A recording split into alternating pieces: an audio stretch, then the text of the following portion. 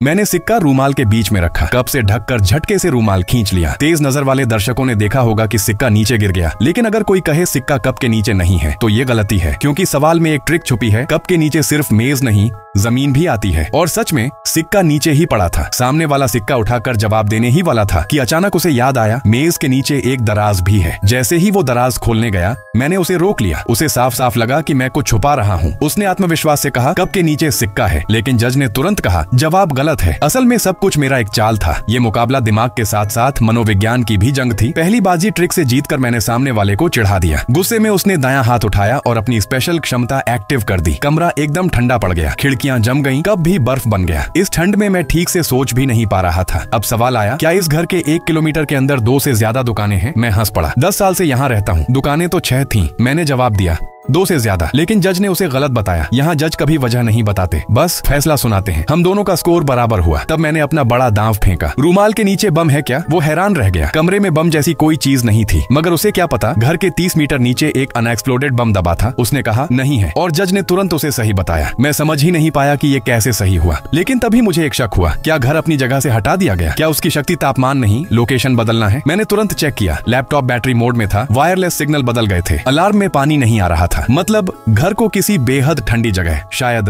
Arctic main shift कर दिया गया था। इसलिए आसपास कोई दुकान नहीं थी, और इसलिए भूमिगत बम भी गायब हो गया था। अब सवाल, क्या 1 किलोमीटर में 1000 लोग हैं? जवाब साफ था, नहीं। और इस बार वो सही निकला। स्कोर 2-2 हो गया। अब अंतिम राउंड, हारने वाले की जान जाएगी। मैंने अपने बटुए के सारे पैसे जला दिए और पूछा कमरे में मेरे पास 500 येन से ज्यादा हैं या नहीं? दूसरा जवाब देने लगा सोचकर कि सिक्के तो बच ही जाएंगे, और उसने 2 500 येन के कॉइन जोड़कर कहा हाँ ज्यादा है। जज ने तुरंत कहा गलत, क्योंकि पहला सिक्का असली नहीं, GPS ट्रैकर था।